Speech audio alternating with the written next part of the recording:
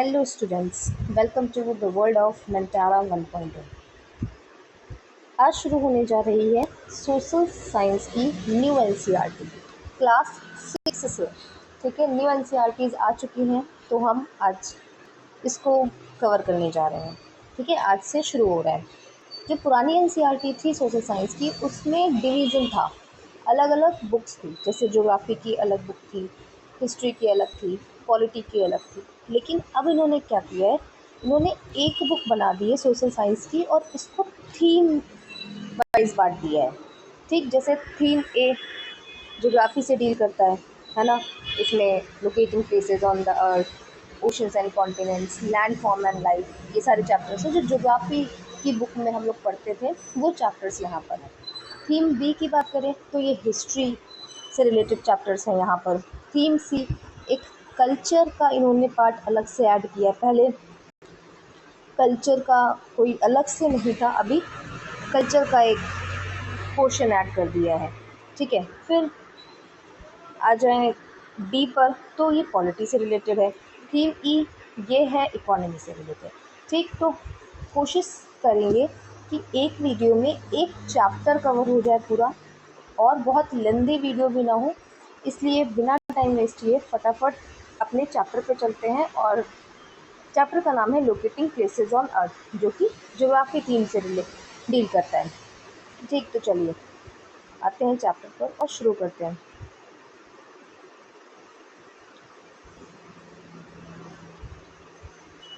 Chapter 1, locating places on the earth। The globe of the earth stands in space, made up of water, earth, fire, air, and is spherical. It is surrounded by all creatures, terrestrial as well as aquatic। यहाँ पे आर्यभट्ट जी ने अर्थ के बारे में बोला है कि जो अर्थ है ना, वो वाटर या फिर ग्लोब कह लो, वो वाटर, अर्थ, फायर, एयर से बना हुआ है। और जो ग्लोब है हमारा, वो स्फेरिकल है, स्फेयर है शेप में, है ना। यहाँ पे सारे क्रिएचर्स हैं, चाहे वो टेरेस्ट्रियल हो, मतलब लैंड पर रहने वाले हो, या फिर एक्वाटिक हो, या वाटर में रहने वाले हो, सारे टाइप के क्रिएचर्स इस अर्थ को, इस ग्लोब को सराउंड करते हैं। ठीक है, ग्लोब क्या है ये वर्ड आगे हम लोग पढ़ेंगे। ठीक है, क्वेश्चंस क्या डील कर रहा है ये चैप्टर, वो दिए हुए हैं कि what is a map and how do we use it, what are its main components. तो इसमें हम इस चैप्टर में क्या क्या पढ़ने वाले, मैप के बारे में, उसका यूज़ क्या है इसके बारे में, एंड उसके मेन कंपोनेंट्स क्या है। ठीक है, फिर what are coordinates, how can latitude and longitude be used to mark any location on the earth. Coordinates क्या है, लैटिट्यूड एंड लॉन्गिट्यूड क्या होते हैं, इनको हम कैसे यूज़ करते हैं किसी भी लोकेशन को मार्क करने के लिए। अर्थ पे कोई भी लोकेशन अगर हमको बतानी है कि हाँ ये चीज़ यहाँ पर है, तो उसके लिए हम लैटिट्यूड और लॉन्गिट्यूड का यूज़ करते हैं। कैसे करते हैं वो सीखेंगे। ठीक, and how are local times and standard time related to longitude. फिर यहाँ पे लोकल टाइम और स्टैंडर्ड टाइम क्या है, एंड ये कैसे लॉन्गिट्यूड से रिलेट करता है, वो चीज़ें देखेंगे। ठीक, तो चलो, imagine that you are visiting a city for the first time. How would you find the places you want to visit? You might ask a local person for help, or you might look at the map of the city. In previous grades, you learned a little about maps, and in this chapter, we will study them in more detail. जैसे मान लो कि आप किसी शहर में जाते हो पहली बार। ठीक, अब आपको वहाँ पे कोई प्लेस विजिट करना है, आप उसको ढूंढना चाह रहे हो, है ना, ढूंढ रहे हैं, तो क्या करेंगे आप, या तो आप वहाँ के किसी लोकल पर्सन से पूछेंगे, या तो फिर उस सिटी का मैप देखेंगे। ठीक, तो बस यही मैप, इसके बारे में पहले पढ़ चुके हैं, लेकिन अभी इस चैप्टर में हम डिटेल्स में पढ़ेंगे कि मैप से हम कैसे किसी भी प्लेस को फाइंड आउट कर सकते हैं। ठीक, let us play a game. Examine the map of this small city. Imagine that you just got off a train at the railway station and you want to visit the bank marked on the map. Which way would you go? Are there other possible ways? Can you locate the public garden, the school, and the museum? If you want to proceed from the bank to the market, which way will you go? This is where a map comes in handy. चलिए एक game खेलते हैं। यहाँ पे एक small city का map दिया हुआ है, ठीक है, एक सिटी का मैप यहाँ पर है। अब आप सपोज करिए कि अभी आप अभी ट्रेन से उतरे हैं रेलवे स्टेशन पे, ठीक है। अब आपको जाना है बैंक, तो किस रास्ते आप जाएंगे? देखिए इस मैप में तो रेलवे स्टेशन ये रहा, बैंक ये रहा। अब रेलवे स्टेशन से बैंक जाने का रास्ता हमें ढूंढना है। तो हम देखें तो यहाँ से होते हुए हॉस्पिटल होते हुए एंड यहाँ पे नगर पंचायत होते हुए जा सकते हैं। फिर यहाँ हॉस्पिटल होते हुए या नीचे वाले रास्ते से जा सकते हैं, या फिर और लंबा रास्ता हमारे पास ये वाला भी है ना। लेकिन अगर हम सुटेबल रास्ता देखें तो कौन सा हमारे लिए? हॉस्पिटल होके या तो नगर पंचायत होके चले जाए, या तो इधर हम इस रास्ते से चले जाएं, ठीक है। फिर क्या कर रहे हैं कि पब्लिक गार्डन, कहने का मतलब क्या है कि अगर मैप हमें पता है तो हम ईजिली अपना रास्ता ढूंढ सकते हैं, ठीक है। फिर पब्लिक गार्डन ये रहा, है ना। स्कूल कहाँ है? स्कूल हमारा कहाँ है? ढूंढो, ये रहा स्कूल। म्यूज़ियम ये रहा, ठीक है। मैप है तो वहाँ पे सारी प्लेसेस हमको आसानी से मिल पा रही हैं, ठीक है। अब अगर बैंक से मार्केट जाना है तो कैसे जाएंगे? बैंक से मार्केट ये रहा, तो बैंक से मार्केट जाने का सीधा रास्ता मिल गया हमको। किसी से पूछने की ज़रूरत नहीं है, बस मैप होना चाहिए हमारे पास, ठीक। A map is like a treasure guide. It shows you where things are and how to get to them. Notice the four arrows in the top right corner of the map. We will soon see how they point to some specific directions and make maps even more helpful. तो map क्या होता है? Map एक treasure guide होता है, मतलब खजाने का रास्ता बताने वाला एक गाइड, है ना, जो खजाने का रास्ता बता रहा है। तो मैप भी वही करता है, हमें रास्ता बताता है। यहाँ पे पता चलता है कौन सी चीज़ें कहाँ पर है और कैसे हम वहाँ तक जा सकते हैं, पहुँच सकते हैं। फिर यहाँ पे 4 एरोज़ दिए हुए हैं, 4 एरोज़ टॉप राइट कॉर्नर में दिए हैं। ये स्पेसिफिक डायरेक्शंस बताते हैं, जो और ज़्यादा ईजी कर देता है मैप को समझने में, ठीक। अब आते हैं अ map and it's components. From this simple example, we understand that a map is a representation or a drawing of some area.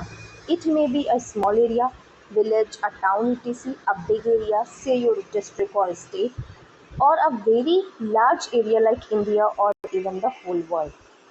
In a map, you look at the surface as if you are viewing it from the top. जो ऊपर example हमने पढ़ा समझा, उससे ये समझ में आया कि मैप क्या है। मैप एक रिप्रेजेंटेशन है, किसका? किसी भी एरिया का रिप्रेजेंटेशन कह लो या ड्राइंग कह लो, ठीक। मैप क्या है? रिप्रेजेंटेशन है या फिर ड्राइंग है किसी भी एरिया का। वो एरिया छोटी हो सकती है, बड़ी हो सकती है तुम्हारे स्टेट जितनी, या फिर बहुत बड़ी हो सकती है लाइक कंट्री जैसे इंडिया, या फिर पूरे वर्ल्ड का हो सकता है, ठीक। और मैप में हमको क्या दिखता है? मैप में हमको सरफेस दिखता है। ऐसे कि मान लो हम कहीं ऊपर से सरफेस देख रहे हैं, नीचे उल्टा देख रहे हैं, ऊपर से नीचे देख रहे हैं, जैसे एरोप्लेन से ज़मीन देख रहे हैं या छत से ज़मीन देख रहे हैं, ऐसे मान लो, ठीक। तो हमें सरफेस दिखती है, ज़मीन दिखती है मैप पर। An atlas is a book और कलेक्शन ऑफ मैप्स। अब मैप्स का कलेक्शन, उस बुक को क्या बोलते हैं? उस बुक को एटलस बोलते हैं। As you will discover there are several kinds of map. यहाँ पे अब काइंड्स ऑफ मैप दिए हैं, जैसे physical map which mainly show some natural features such as mountains, oceans and rivers. Political maps which show details of countries or state boundaries, cities, etc. For instance, a map of India with all its state UTs and their capitals. Thematic maps with a specific kind of information, ठीक। तो यहाँ पे हम kind of map की बात करें तो map कितने, मतलब मैप कौन कौन से टाइप के मैप होते हैं? तो फिजिकल मैप जिसमें नेचुरल फीचर्स को वो शो करते हैं, जैसे माउंटेन्स बता दिए, ओशंस बता दिए, रिवर्स बता दिए, है ना। पॉलिटिकल मैप्स उसमें कंट्रीज़, स्टेट्स, उनकी बाउंड्रीज़, जैसे इंडिया का मैप हो गया, उसके स्टेट और यूटी के साथ में, है ना, उनकी कैपिटल्स उसमें शो है, तो वो पॉलिटिकल मैप हो गया। फिर थीमेटिक मैप में स्पेसिफिक इन्फॉर्मेशन होती है, जैसे मान लो किसी सिविलाइजेशन के बारे में बता दिया, जैसे मान लो कहा कि कोई राजा का राज्य इतने एरिया में था, है ना, तो उसको मैप में शो कर दिया, तो वो एक थीमेटिक मैप हो गया, है ना। या फिर ऐसे कर कुछ भी है, कोई भी स्पेसिफिक इन्फॉर्मेशन दे दी तो वो थीमेटिक मैप हो गया। आगे जब हम लोग कंटिन्यू करेंगे बुक तो हमें थीमेटिक मैप्स दिखेंगे, तब मैं बताऊंगी कि हाँ देखो ये थीमेटिक मैप है। ठीक। In addition there are 3 important components of map. अब आए हम कंपोनेंट्स पे। अभी तक हम काइंड्स ऑफ मैप पढ़ रहे थे, है ना। अब कंपोनेंट्स ऑफ मैप क्या है? Distance, direction and symbol. You have already experienced the first two while navigating the map in figure 1.1. Let us now define them more precisely. 3 components कौन कौन से? Distance, direction and symbol. एक एक करके पढ़ेंगे। तो डिस्टेंस और डायरेक्शन के बारे में हम पढ़ चुके हैं। सिंबल्स के बारे में भी हम, मतलब जब हमने वो मैप देखा था तो उसमें डिस्टेंस और डायरेक्शन थी, है ना। सिंबल्स आगे आएंगे। चलिए, have you ever wondered how a huge map can fit on a small piece of paper? It is all thanks to the maps scale. Let us go back to our map of a small city. Each centimeter on the map, as printed here, represents a certain distance on the ground. Let us suppose it is 500 meter. We say that the scale is 1 centimeter is equal to 500 meter. Now turn to the map of India in figure 5.2 in chapter 5 of this textbook. The scale is represented in the bottom left corner by a ruler with 500 written above its length and kilometer on the side. It simply means that this ruler, which measures 2.5 centimeter in the printed map, corresponds to 500 kilometer on the ground. देखिए, हम ये चीज़ सोच के थोड़ा सा, मतलब हम, मुझे लगेगा कि कैसे एक छोटे से पीस ऑफ पेपर पे इतनी बड़ी बड़ी बिल्डिंग्स है, इतने बड़े बड़े प्लेसेस को हम कैसे वहाँ पे फिट कर सकते हैं। ठीक, इंडिया इतना बड़ा है, एक छोटे पीस ऑफ पेपर पे कैसे दिखा सकते हैं, है ना। तो ये कैसे होता है? ये होता है मैप की स्केल से, है ना। जो मैप की स्केल है वो हेल्प करती है हमको कोई भी बड़ी एरिया को मैप में एक छोटे से पीस ऑफ पेपर में दिखाने के लिए। जैसे हम ऊपर एक सिटी का मैप था हमारा, है ना, उसमें जो डिस्टेंस थी वो कैसे उन्होंने स्केल कैसे सेट करते हैं। यहाँ पे रियल में ग्राउंड पर 500 मीटर्स, उसको उन्होंने स्केल पे दिखाया सिर्फ 1 सेंटीमीटर, मतलब मैप में दिखाया सिर्फ 1 सेंटीमीटर।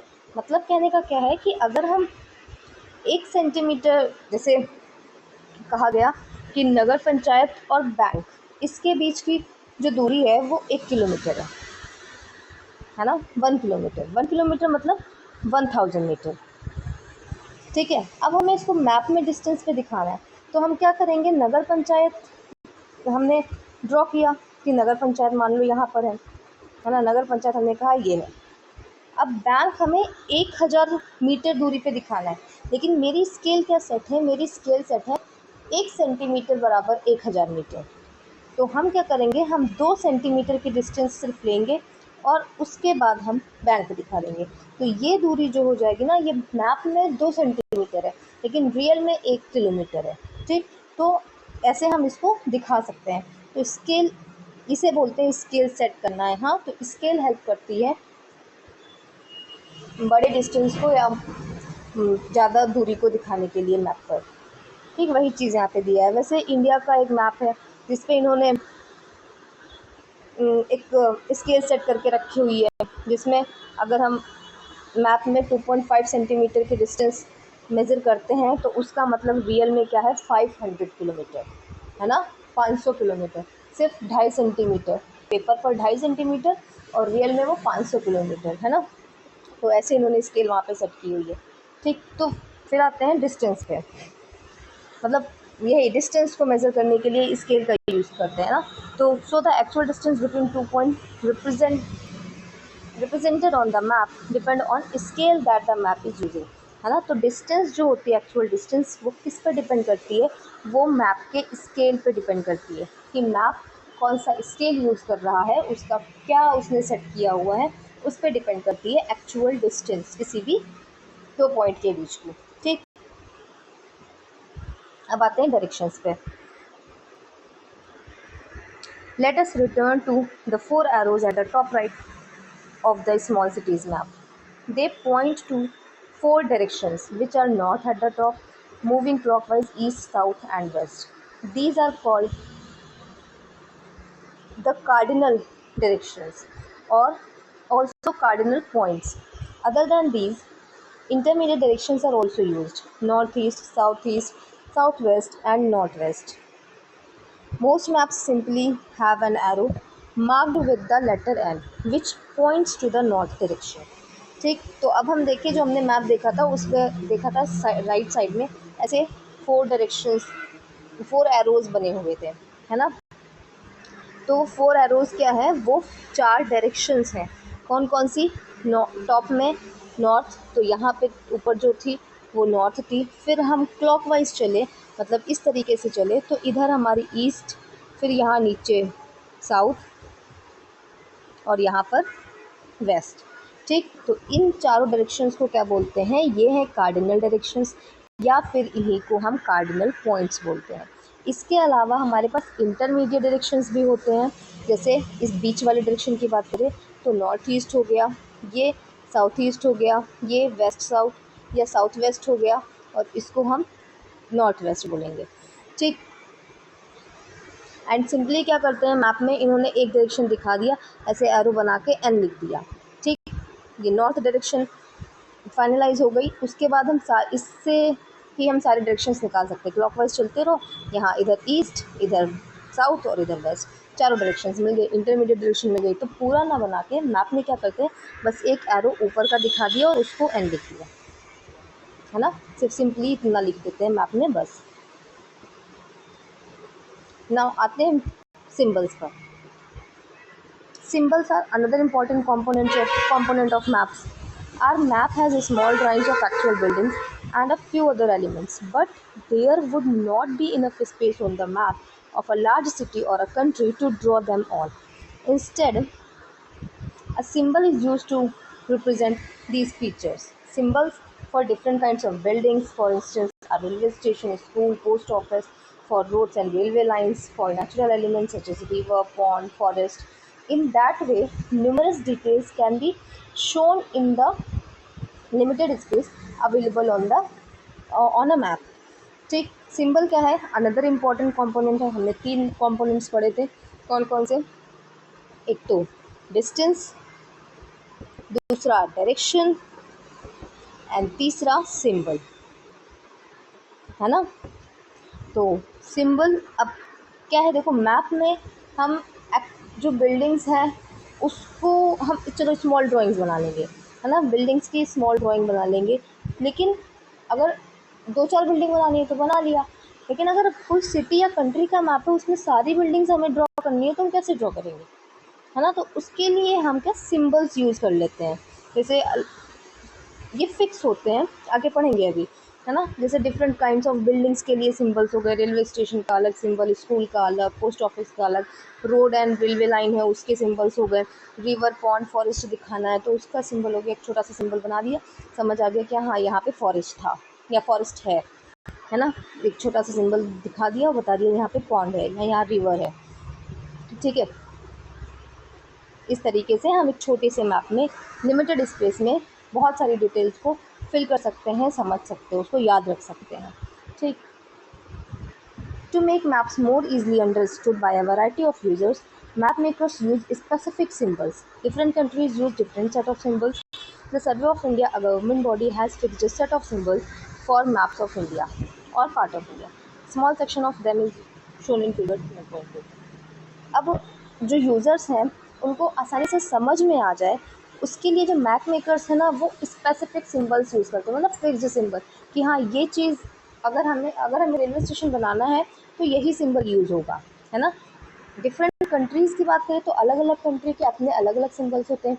जैसे इंडिया की जो गवर्नमेंट बॉडी है, सर्वे ऑफ इंडिया, उसने कुछ सिंबल्स फिक्स किए हुए हैं कि इंडिया का अगर मैप दिखाना है या इंडिया में कोई मैप बनाना है और हमें रिवर दिखानी है तो हमको यही सिंबल बनाना है ना। जैसे हम नीचे देखें, यहाँ पे कुछ गवर्नमेंट ऑफ इंडिया के द्वारा दिए गए जो सिंबल्स हैं वो हैं। जैसे हमें रेलवे लाइन बनानी है, ब्रॉड जॉर्ज बनाना है तो अब यही हमको सिंबल यूज़ करना है। रिवर बनाना है तो यही सिंबल यूज़ करना है, जहाँ भी रिवर बनाना होगा यही सिंबल यूज़ होगा। अगर बाउंड्री में इंटरनेशनल बाउंड्री दिखानी है तो ये वाला सिंबल यूज़ होगा, है ना। डिस्ट्रिक्ट बाउंड्री दिखानी है तो ये वाला सिंबल यूज़ होगा। अब पूरे इंडिया में कहीं भी मैप बनेगा, कोई भी मैप बनेगा, सिंबल्स ये यूज़ होने वाले हैं, है ना। तो जो हमारे यूज़र्स होंगे, जो मैप पढ़ रहे हैं, उनके लिए ईजी हो जाएगा, है ना। ट्री दिखाना है तो यही सिंबल यूज़ होगा। ठीक, चलिए, आई होप समझ में आ रहा होगा। आगे बढ़ते हैं और मैपिंग द अर्थ समझते हैं।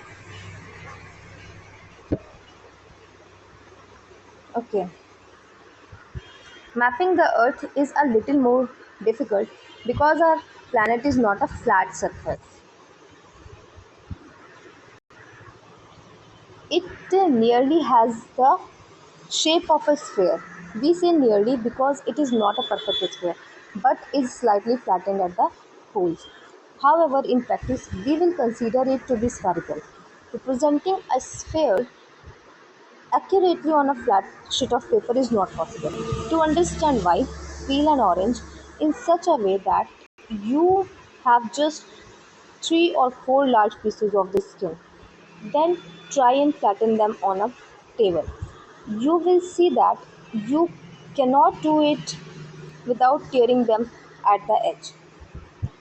देखो, अर्थ को मैप करना ना, अर्थ की मैपिंग करना इतना इजी नहीं है, क्योंकि जो हमारा प्लैनेट है वो एक फ्लैट सरफेस तो है नहीं। वो क्या है, उसका शेप स्फेयर है, ऑलमोस्ट स्फेयर कह लो, नियरली स्फेयर कह लो। नियरली क्यों? क्योंकि परफेक्ट स्फेयर नहीं है, जो पोल्स है वहाँ पर थोड़ा फ्लैट है। ठीक, ये सारे वर्ड्स पोल और ये सब क्या है, ये सब धीरे धीरे करके समझ में आएगा। तो इसलिए मैप करना, अर्थ को, अर्थ की मैपिंग करना इजी नहीं है। जैसे हम बात करें कि एक हमने ऑरेंज लिया, उसका छिलका उतारा, ठीक, और उसका छिलका ऐसे निकालो कि तुमको सिर्फ उस छिलके के 3-4 पीसेस मिले बस। अब उस पीस को एक फ्लैट सरफेस पे रखने की कोशिश करो कि पूरा वो फ्लैट हो जाए, फ्लैट करने की कोशिश करो, तो वो फ्लैट नहीं होगा जब तक हम उसको एजेस से तोड़ेंगे नहीं, है ना। जब उसको तोड़ेंगे तभी वो फ्लैट हो पाएगा, वरना वो एक तुम्हारे फ्लैट सरफेस पे पूरा नहीं फ्लैट हो पाएगा। तो इसीलिए थोड़ा सा टफ हो जाता है यहाँ पर। Now consider a globe. तो इसका मैप का या अर्थ को मैप करने के लिए इजी क्या है, ग्लोब। ग्लोब क्या है? Which is a sphere on which a map is drawn. Globe क्या है? एक स्फेयर है जिस पे मैप बना हुआ है। अब अर्थ भी हमारी स्फेयर और ये ग्लोब भी स्फेयर, तो उस पर हम अच्छे से रिप्रेजेंट कर पाएंगे अपने अर्थ को। This may be a map of the Earth, the Moon, the planet Mars, the stars, and the constellations in the sky. The physical object, like the one shown in the drawing of on the next page, is a sphere that is generally made of metal, plastic, और cardboard. ठीक है, तो यहाँ पे ये globe ऐसा ज़रूरी नहीं कि अर्थ का ही बने, मून का भी बन सकता है, प्लैनेट मार्स का भी बन सकता है, और किसी स्टार का बन सकता है। जो भी स्फीयर है उनका हम मैप ड्रॉ कर सकते हैं इस ग्लोब पर। ठीक है, एंड ये जो ग्लोब होता है वो किस चीज़ का बना होता है? मेटल का, प्लास्टिक का, या कार्डबोर्ड का। कैसा दिखता है? कुछ ऐसा दिखता है। Here we will study the globe representing the Earth's geography. Because the globe and the Earth have the same spherical shape, जो अभी मैंने बोला है ना कि जो ग्लोब है और अर्थ है उसका शेप सेम है, तो इसलिए जो ग्लोब है वो better represent the geography of the earth then a flat map. तो ग्लोब अच्छे से रिप्रेजेंट कर पाता है अर्थ की जियोग्राफी को दैन अ फ्लैट मैप, है ना। एक पेपर पे मैप बनाओ, वो इतने अच्छे से अर्थ को नहीं रिप्रेजेंट कर पाएगा या अर्थ की जियोग्राफी को नहीं रिप्रेजेंट कर पाएगा जितने अच्छे से एक ग्लोब रिप्रेजेंट कर लेते हैं। स्फेरिकल जो हमारा ऑब्जेक्ट है वो बताता है। ठीक, now understanding coordinates, explore its features. Imagine a big market in a city or town with the neat rows of shops all the same size. You want to meet a friend at a stationery shop inside the market, but you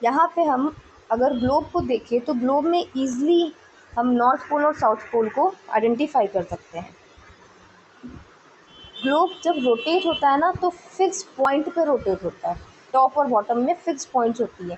and ये जो fix points है ना, तो top वाली जो fix point है उसको हम नॉर्थ पोल कह देते हैं, और जो साउथ में फिक्स पॉइंट है बॉटम में है उसे साउथ पोल कह देते हैं। बीच में एक हाफ वे, एक इमेजनरी लाइन होती है जिसे इक्वेटर बोलते हैं। ठीक, जैसे यहाँ पे हम बात करें तो दिस इज़ हमारा नॉर्थ पोल एंड ये बीच का है साउथ पोल। नीचे और पीछे जाएंगे तो हमें, सॉरी, दिस इज़ इक्वेटर है ना, और नीचे और जाएंगे तो हमें साउथ पोल दिखेगा। जैसे हम यहाँ बात करते हैं, देखो एक सेकेंड, ये ये हमारी इमेजनरी लाइन है जिस पे हमारा जो अर्थ है वो रोटेट कर रहा है। तो ये जो है ना ऊपर वाला,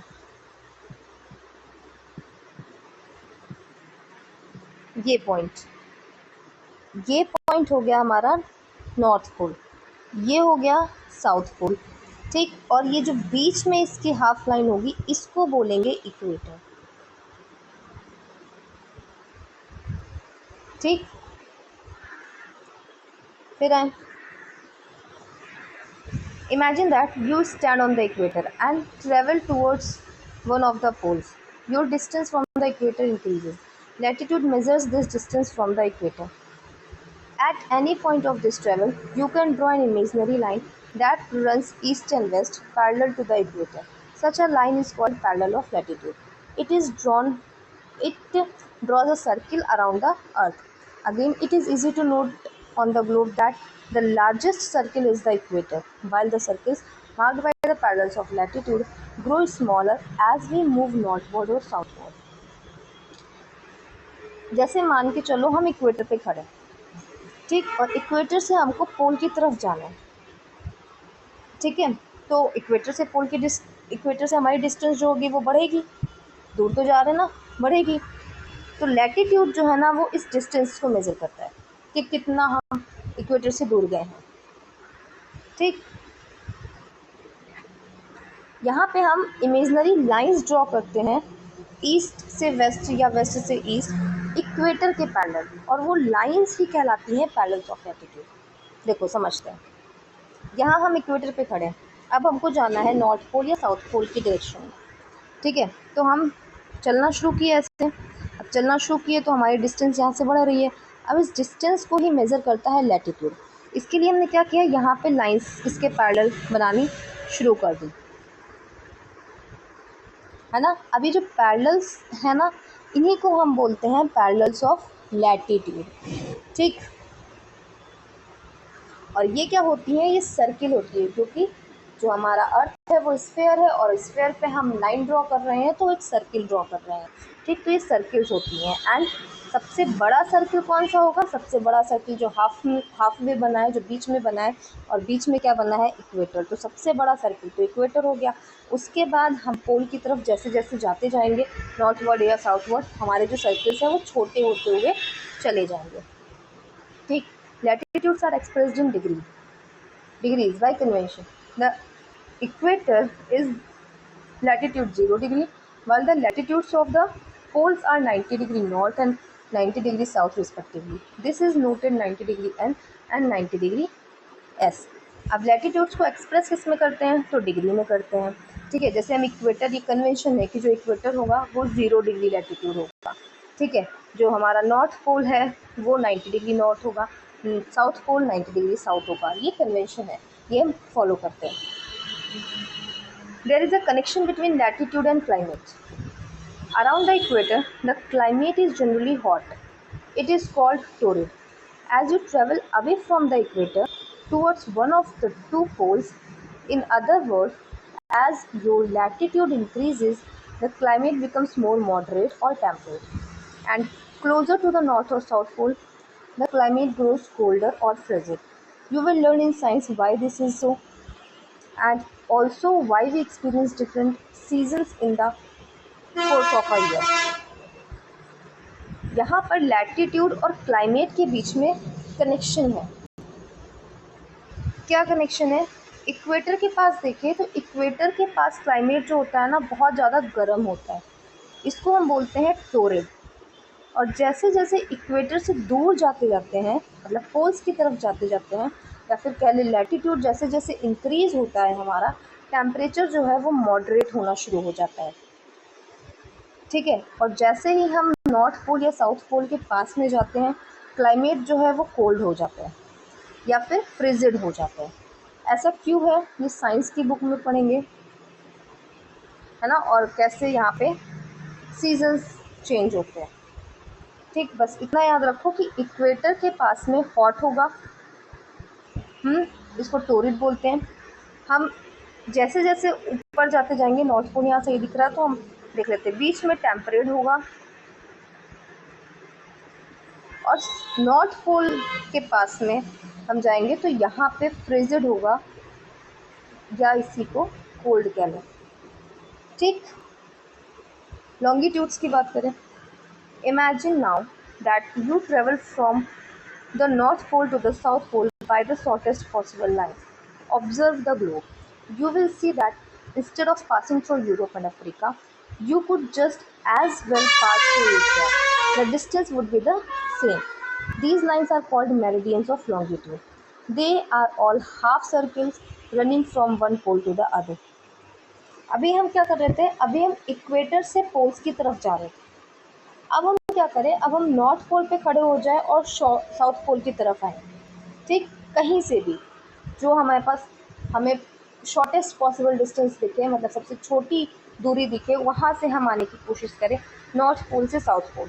चाहे हम यूरोप अफ्रीका क्रॉस करके आएँ या एशिया से होते हुए आएँ, देखेंगे क्या कि जो डिस्टेंस है ना वो सेम होगी, कहीं पे कम या ज़्यादा डिस्टेंस नहीं होगी। नॉर्थ पोल से साउथ पोल के बीच की जो दूरी है ना वो बराबर होगी, चाहे हम पूरे ग्लोब पे कहीं से भी घूम के आए। ठीक, इन लाइंस को क्या कहते हैं, इन लाइंस को हम मेरिडियंस ऑफ लॉन्गिट्यूड कहते हैं, जो नॉर्थ पोल से साउथ पोल के बीच में बनी होती है, और ये होती हैं हाफ सर्कल्स, आधा सर्कल, है ना। क्योंकि जैसे हम देखें, हमारा नॉर्थ पोल यहाँ, साउथ पोल यहाँ, तो इसके बीच की लाइन जो होगी वो ये होगी, ये होगी, है ना, ये ऐसे करके लाइंस होंगी। इसके पीछे भी लाइंस होंगी, इमेजिन करो स्फेयर है तो उसके पीछे साइड भी है, तो ये हाफ सर्किल ही तो है।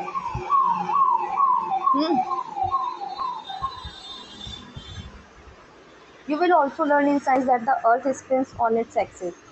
To put it simply, let's place a desk lamp a little away from our globe, focused on it, and imagine that this is the sun illuminating the earth, slowly rotating the globe eastward. We can note that for some places on the earth it is morning, while for others it is midday, evening, or midnight. Yeah, night. When it's breakfast time in one country, it's lunch time in another, and in a third country, people are fast asleep. That is why, by measuring the longitude of a place, we will also be measuring the time at that place. Let us see how. अब science की book में पढ़ोगे कि जो अर्थ है ना वो अपनी एक्सिस पे स्पिन करती है, अपने एक्सिस पे रोटेट करती है। ठीक है, इसको इजी तरीके से समझने के लिए क्या करो, एक डेस्क लैम्प रख दो। ठीक है, ग्लोब से थोड़ी दूरी पर, जैसे देखो ये हमारी डेस्क है, यहाँ पे हमने रख दिया एक लैम्प। ठीक है, ये हमने रख दिया एक लैम्प, यहाँ पे है हमारा ग्लोब।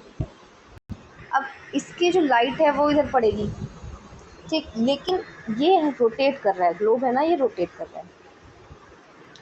अब देखें तो जो हिस्सा इसके सामने होगा सिर्फ वहीं पे तो लाइट पड़ेगी, और इस लैम्प को मान लो ये सन है। ठीक, कहीं पे बिल्कुल डायरेक्ट लाइट पड़ रही होगी तो वहाँ मॉर्निंग होगी, कहीं पे हल्का उजाला पड़ रहा होगा तो वहाँ मिड डे या इवनिंग होगा, है ना, या फिर इवनिंग होगा या सुबह का टाइम होगा, कुछ ऐसा थोड़ा उजाला। जहाँ पे बिल्कुल उजाला पीछे के साइड, जहाँ पे बिल्कुल नहीं पड़ रहा है इसका लैम्प का उजाला, वहाँ पे रात होगी, नाइट होगा, है ना। तो मतलब इस ग्लोब पे जो कहीं किसी कंट्री में ब्रेकफास्ट टाइम है तो किसी कंट्री में लंच टाइम होगा, कहीं पे लोग सो रहे होंगे, है ना, ऐसा कुछ होगा। ठीक है। तो इसलिए अगर हम लॉन्गिट्यूड को मेज़र करते हैं ना, तो हम उस प्लेस के टाइम को भी मेज़र कर लेते हैं कि वहाँ पे क्या उस लॉन्गिट्यूड पे क्या टाइम हो रहा होगा, क्योंकि लॉन्गिट्यूड्स ये सर्किल्स हैं, हाफ सर्किल से ऊपर से नीचे तक की, है ना। मतलब अगर मान लो इस लॉन्गिट्यूड पे, जैसे मैंने एक लॉन्गिट्यूड बनाया ये वाला, है ना। अब इस लॉन्गिट्यूड पे अगर लाइट सीधी पड़ रही है तो शायद यहाँ मिड डे हो, है ना, दोपहर का टाइम हो, या फिर अगर नहीं पड़ रही है, या फिर रात का टाइम हो, अगर नहीं पड़ रही है बिल्कुल तो पीछे के साइड में है तो हर एक लॉन्गिट्यूड का अपना अलग अलग टाइम होता है। वही चीज़ यहाँ बता रहे हैं ये। ठीक है, चलिए। To measure longitudes, we need to define a reference point called the prime meridian. It is also called Greenwich meridian because in the year 1884, some nations decided that the meridian passing through Greenwich, an area of London in England, would become the international standard for the prime meridian. It is marked as 0 degree longitude. तो देखो, अब क्या है, north pole से south pole के बीच की distance तो same है, मतलब जो हमारे हाफ सर्किल्स हैं वो सब सेम है। तो हम कैसे डिसाइड करें कि हाँ एक रेफरेंस पॉइंट होना चाहिए ना, कि हाँ यहाँ से इतनी दूरी पर, तो वो रेफरेंस पॉइंट इन्होंने क्या बोला कि ये प्राइम मेरिडियन है। ठीक, या फिर इसको बोलते हैं ग्रीनविच मेरिडियन। ग्रीनविच एक जगह है लंदन में, इंग्लैंड के लंदन में एक जगह है जहाँ से मेरिडियन जो पास होती है उसको बोल दिया गया कि ये ग्रीनविच मेरिडियन है, और ये डिसाइड कब हुआ, 1884 में। ठीक है, ये इंटरनेशनल स्टैंडर्ड हो गया प्राइम मेरिडियन का, और इसको कहा कि 0 डिग्री लॉन्गिट्यूड है। अब इसके राइट साइड में जो होगा वो 1 2 3 4 1 डिग्री 2 डिग्री ऐसे ईस्ट साइड में और वेस्ट साइड में अलग अलग होंगे। तो इस रेफरेंस पॉइंट से हम उसको लिख सकते हैं, मेज़र कर सकते हैं। Just as latitude is a measure of the distance from the equator if you travel towards one of the poles, longitude is a measure of the distance from the prime meridian if you travel along the equator. Longitude too is measured in degree, westward or eastward. It increases in value from 0 degree to 180 degree with the letter W or E added. For instance, using round figure, New York's longitude is 74 degree west, while Delhi's is 77 degree east and Tokyo's is 140 degree east. जैसे latitude क्या measure करता है, latitude measure करता है equator से पोल के बीच की distance, है ना। One of the pole, equator से हम नॉर्थ पोल पे जा रहे हैं या इक्वेटर से साउथ पोल पे जा रहे हैं, उसके बीच की डिस्टेंस को मेज़र करता है लैटिट्यूड। लॉन्गिट्यूड क्या मेज़र करता है, लॉन्गिट्यूड मेज़र करता है प्राइम मेरिडियन से डिस्टेंस, इक्वेटर पर जा रहे हैं, प्राइम मेरिडियन से कितनी दूरी पर गए, है ना, हम प्राइम मेरिडियन से कितनी दूरी पर हैं वो मेज़र करता है longitude.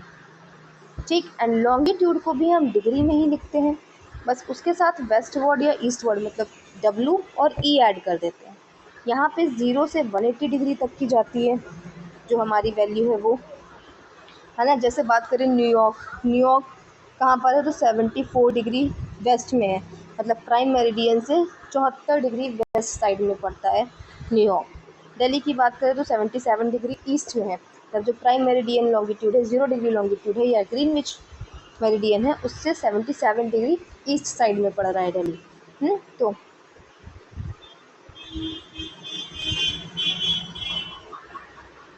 as you can see on the globe of meridians of longitude, 180 degree west and 180 degree east are the same longitude. So this longitude is noted 180 degree omitting the letter W और E। अब देखें हम globe पर, तो जो हमारी 180 degree west या 180 degree east longitude है ना, वो सेम लाइन है, क्योंकि 0 से शुरू हुआ 180 डिग्री और इधर फिर से तो 180 डिग्री घूम के वहीं पे पहुंच गया। तो इसलिए 180 डिग्री के साथ हम E या W नहीं लगाते हैं, उसको सिर्फ 180 डिग्री बोलते हैं।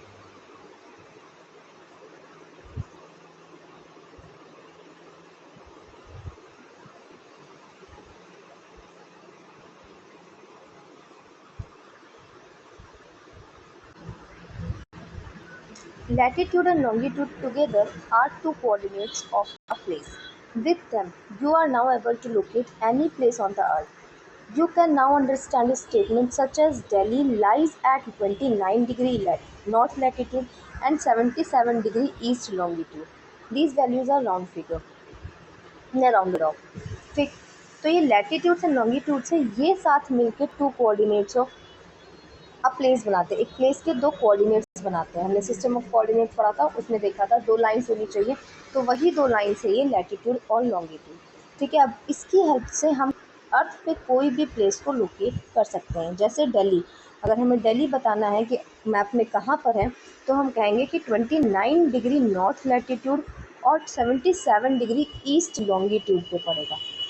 ठीक, figure 1.3 on page 15 shows the parallels of latitude and meridians of longitude together on the globe as blue lines. तो यहाँ ऊपर जो हमने एक फिगर देखा था, उसमें हमको लैटिट्यूड्स एंड लॉन्गिट्यूड्स ये ब्लू लाइंस में, ये जो बनी हुई है ब्लू लाइंस, इसमें ये जो हैं ये लैटिट्यूड्स हैं और ये हो गई लॉन्गिट्यूड्स. ठीक, इससे क्या बन रहा है, इससे एक ग्रिड बन रहा है. All these lines together constitute a grid for the globe. They are called grid lines. ठीक, इनको क्या कहते हैं, ग्रिड लाइंस कहते हैं.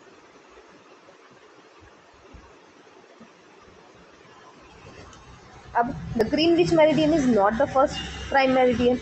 There were others in the past. In fact, many centuries before Europe, India had a prime meridian of its own. It was called Madhya Rekha or middle line and passed through the city of Ujjaini, which was a reputed center for astronomy over many centuries. Varahamihir, a famous astronomer, lived and worked there some 1500 years ago. Indian astronomers were aware of concepts of latitude and longitude, including the need for a zero or prime meridian. The Ujjaini meridian became a reference for calculation in all Indian astronomical test. तो ऐसा नहीं है कि Greenwich जो है वो पहला prime meridian है, इससे पहले भी पास्ट में भी प्राइम मेरिडियंस हो चुके हैं. जैसे हम बात करें बहुत सेंचुरीज पहले, काफ़ी टाइम पहले, इंडिया का अपना खुद का प्राइम मेरिडियन था, जिसको ये कहते थे मध्य रेखा या मिडिल लाइन, जो कि पास होता था सिटी ऑफ उज्जैनी, जो आज का उज्जैन है ना, वही सिटी, वहीं से पास होती थी ये प्राइम मेरिडियन. ठीक, जो इंडिया की थी. ठीक, एंड ये जो उज्जैनी था ये एस्ट्रोनॉमी का एक रेप्यूटेड सेंटर था, सेंचुरीज तक ये रहा, इसलिए वहाँ से पास होने वाली रेखा को इन्होंने प्राइम मेरिडियन डिसाइड किया. वराहमिहिर एक एस्ट्रोनॉमर थे जो इस शहर में रहे भी हैं 1500 साल पहले और वहाँ काम किया है. ठीक, इंडियन एस्ट्रोनॉमर्स जो थे ना, वो लैटिट्यूड और लॉन्गिट्यूड के कंसेप्ट से अवेयर थे. इन्हें पता था लैटिट्यूड और लॉन्गिट्यूड के बारे में, और एक प्राइम मेरिडियन होना चाहिए उसके बारे में भी इन्हें पता था. इसीलिए इन्होंने उज्जैनी मेरिडियन को रेफरेंस पॉइंट बनाया, प्राइम मेरिडियन बनाया, और सारे एस्ट्रोनॉमिकल टेक्स्ट में इसको यूज़ किया. The map shows a few ancient Indian cities close to the Ujjaini meridian. Some are very close to it, while others are a little away. That is because measuring longitude required accurate timekeeping, which was not as precise then as it is today. तो यहाँ पे देखिए नीचे map दिया हुआ है ना, यहाँ पे कुछ इंडियन सिटीज़ है जो उज्जैनी मेरिडियन के पास में थी. ठीक, कुछ जो थी वो बहुत पास में थी, कुछ थोड़ा दूर पे थी. ठीक है, यहाँ पे लॉन्गिट्यूड को मेज़र करने के लिए ना एक्चुअल टाइम कीपिंग चाहिए, एक्यूरेट टाइम कीपिंग चाहिए, जो उस टाइम पे इतना ज़्यादा सही नहीं था जो अभी है. जैसे हम बात करें तो ये हमारी क्या थी, ये हमारी मध्य रेखा या प्राइम मेरिडियन थी. अभी देखें तो उज्जैन वहीं महेश्वर या माहिष्मती बिल्कुल उसके पास से जाता है, दिल्ली थोड़ा दूर पे. तो मतलब लॉन्गिट्यूड तो पता कर लिया था मैंने, लेकिन टाइम, एक्चुअल टाइम, मतलब एक्यूरेट टाइम नहीं मेज़र कर पा रहे थे उस टाइम पे, इतना ज़्यादा एक्यूरेट टाइम मेज़र नहीं कर पा रहे थे जितना अभी कर लेते हैं.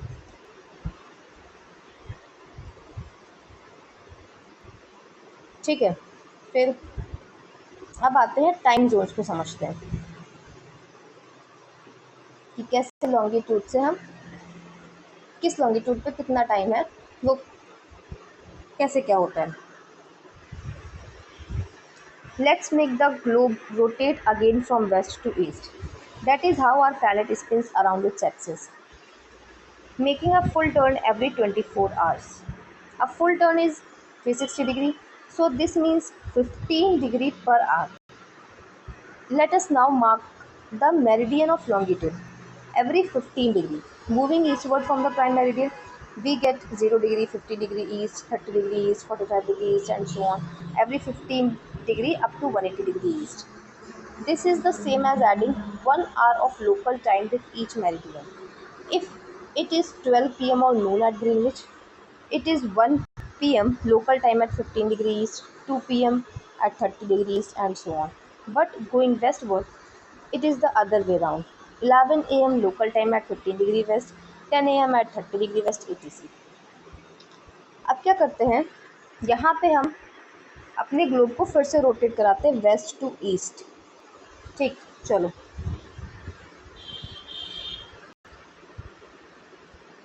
ये रहा हमारा ग्लोब. इसको हम वेस्ट टू ईस्ट रोटेट करा रहे हैं. ठीक है, एक रोटेशन 24 घंटे में कंप्लीट होता है और एक रोटेशन का मतलब है 360 डिग्री पूरा राउंड. ठीक है, मतलब क्या है कि 24 घंटे का मतलब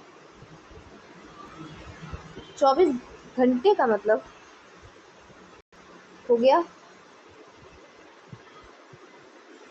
360 डिग्री. तो अगर एक घंटा हम देखें तो एक घंटे का मतलब कितना हो गया, 360 से डिवाइड कराएंगे तो आ जाएगा 15 डिग्री. मतलब 15 डिग्री पर एक घंटा, मतलब 15 डिग्री के गैप पर एक घंटे का गैप होगा.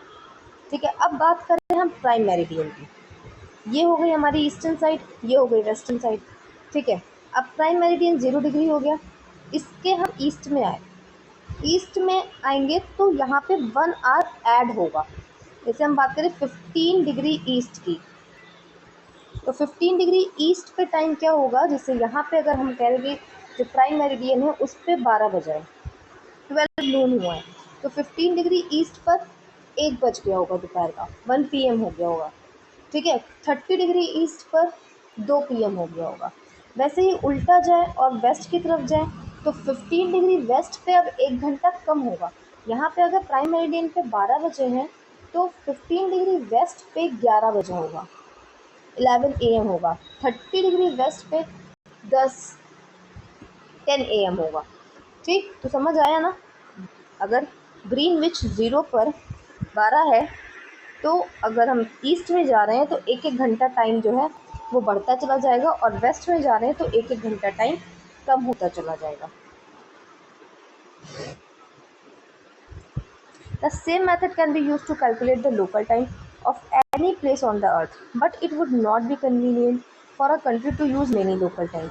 That is why most countries adopt a standard time based on a meridian passing through them. Indian standard time is 5 hours 30 minutes ahead of local time at Greenwich mean time से. तो अब देखो, जैसे India की बात करें तो India का वेस्ट से ईस्ट के बीच की जो दूरी है ना वो लगभग 30 डिग्री की है. तो 30 डिग्री का मतलब है 2 घंटे. ठीक, अब मान के चलो कोई असम में है और एक इंसान गुजरात में है. अब इन दोनों के टाइम के बीच का गैप क्या आएगा, 2 घंटे.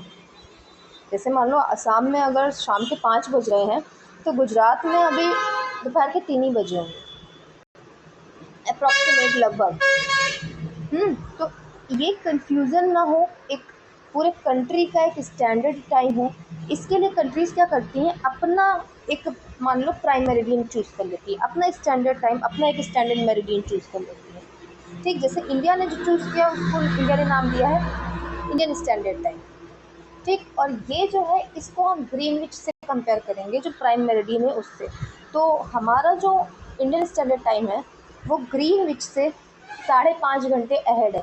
अहेड क्यों है, क्योंकि हम ईस्ट में आते हैं, ग्रीनविच के ईस्ट में आते हैं, है ना. तो इसलिए हमारा जो टाइम है ना वो आगे है, 5.5 घंटे आगे है किससे, ग्रीनविच टाइम से, लंदन के टाइम से. अगर लंदन में दोपहर होगी 12 बजे होंगे तो हमारे यहाँ शाम के 5:30 बज गए होंगे. समझ गए. All these standard times are organized in time zones, which broadly follow the zone of 15 degree in the graph. But let us consider the world map again. We can see that the lines dividing the time zones are not fully straight. This is because they have to respect each other's standard time and therefore tend to follow international borders. The numbers written inside some countries are the numbers of hours to be added to GMT to get their standard times if they have a positive sign, or subtracted from GMT if they have a negative sign. अब देखो, जो standard times है ना वो time zones में organised है, ठीक है, 15 डिग्री का, 15-15 डिग्री के जोन्स बने हुए हैं। लेकिन अगर हम मैप में देखें ना तो ये जो टाइम जोन्स है ना ये स्ट्रेट नहीं है। क्यों स्ट्रेट नहीं है? क्योंकि यहाँ पे इन्हें जो कंट्रीज़ हैं उनके स्टैंडर्ड टाइम को रिस्पेक्ट करनी होती है, इसलिए ये क्या करते हैं, ये इंटरनेशनल बॉर्डर्स को फॉलो करते हैं। जैसे हम देखें, जैसे बात करते हैं 5 और 6 के बीच में ये वाली लाइन, ठीक, तो ये लाइन ऐसे सीधी नहीं गई है। ये लाइन हमारा इंडिया देखो यहाँ पे दिख रहा है, ये ऐसे जाके पूरा ये ऐसे है और ये ऐसे है, तो इंटरनेशनल बॉर्डर से फॉलो करती है। तभी तो हम पूरे इंडिया में कह लेंगे कि हाँ 5.5 घंटे अहेड है ग्रीनविच से, वरना ये तो ऐसे सीधी चली गई, तो इधर 5 घंटे हो गए, इधर 5.5 घंटे हो गया, कुछ भी चेंज हो सकता है ना। तो इसलिए ये इंटरनेशनल बॉर्डर्स को फॉलो करती हैं।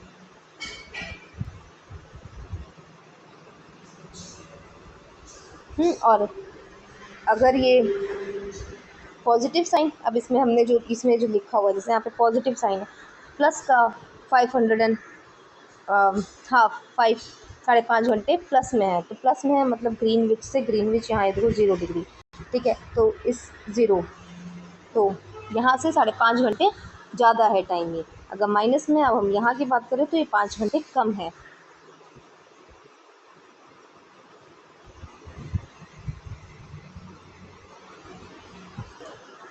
From the above explanation, it may seem as if every country has one standard time. This is not always the case. Some countries like Russia, Canada, or the US are too large to have a single time zone. The US has 6 time zones and Russia has 11, which means that traveling across Russia from east to west, you will need to readjust your watch 10 times to align with the local time. अब देखो countries ना, कोई countries बहुत बड़ी हैं तो एक ही standard time वो नहीं रख पाती हैं, क्योंकि मान लो अभी 6-7 घंटे का गैप है, तो कैसे एक स्टैंडर्ड टाइम रखेंगे, है ना। तो इसलिए जैसे बड़ी कंट्री जैसे रशिया, कनाडा, यूएसए, इनके एक टाइम जोन नहीं है, कई सारे हैं। जैसे यूएस की बात करें तो 6 टाइम जोन है, रशिया में बात करें तो अगर हमको ईस्ट से वेस्ट में जाना है 11 टाइम जोन हैं उनके, है ना। 10 बार अपनी घड़ी को रीएडजस्ट करना पड़ेगा हर 15 डिग्री पे, ठीक। Similarly the globe in figure 1.9 centred on India shows standard times with respect to GMT for a few countries. यहाँ पे मैप दिया हुआ है जो इंडिया को सेंटर में रखा हुआ है इन्होंने, और ये GMT से कितना अहेड है, कौन कौन सी कंट्रीज़ कितना अहेड है। जैसे इंडिया की बात करें तो 5.5 घंटे, चाइना की बात करें तो 8 घंटे, पाकिस्तान की बात करें तो 5 घंटे, ये म्यांमार की बात करें 6.5 घंटे। तो ऐसे वो कितना अहेड है ग्रीनविच से, वो दिया हुआ है। Finally, while the prime meridian was fixed at Greenwich, the opposite line at approximately 180 degree longitude is called the international date line. अब 0 डिग्री तो हो गई ग्रीनविच पे प्राइम मेरिडियन, तो इसके ऑपोजिट में जो 180 डिग्री लॉन्गिट्यूड है ना, इसको क्या कहा गया, ये है इंटरनेशनल डेट लाइन। इस लाइन को क्रॉस करेंगे तो डेट चेंज हो जाएगी। As you can see on the map, the +12 and the -12 time zones touch each other at this line. If you cross it by ship or plane, you need to change the date in your watch. If you cross it traveling eastward, or you subtract a day, say from Monday to Sunday. If you cross it traveling westward, you add a day from Sunday to Monday. We said that the international date line is approximately at 180 degree longitude, as it deviates in places to avoid dividing some countries into two different dates. कहने का क्या है कि यहाँ पे देखो ये वाली लाइन, ये है इंटरनेशनल डेट लाइन 180 डिग्री, ये जो है ना ये 180 डिग्री है, और ये है इंटरनेशनल डेट लाइन। इसको क्रॉस करेंगे तो डेट चेंज हो जाएगी, ठीक है। यहाँ पे देखें तो इधर माइनस है, मतलब ऐसे मान के चलो ये हमारा ईस्ट साइड है ना, या ये ईस्ट साइड, तो ईस्ट में टाइम मतलब ज़्यादा होगा, वेस्ट में कम होगा। तो अगर हम ईस्ट से वेस्ट की तरफ आते हैं, मतलब रशिया से यूएस आते हैं, तो हमको एक दिन कम करना पड़ेगा। एक जैसे मान लो रशिया में संडे है, तो अमेरिका में अभी सैटरडे ही है ना, अगर ईस्ट वर्ड आ रहे हैं तो।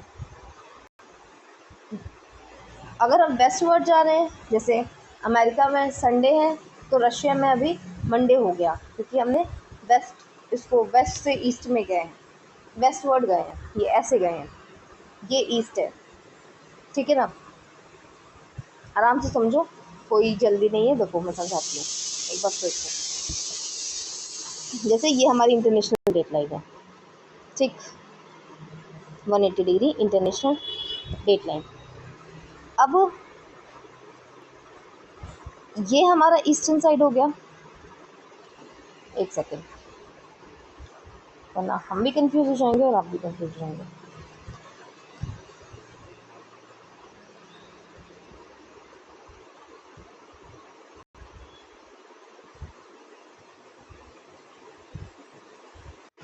देखो समझते, सिंपल है लेकिन थोड़ा सा कंफ्यूजिंग है, इसलिए आराम से समझ लो इसको, कोई जल्दीबाजी नहीं है।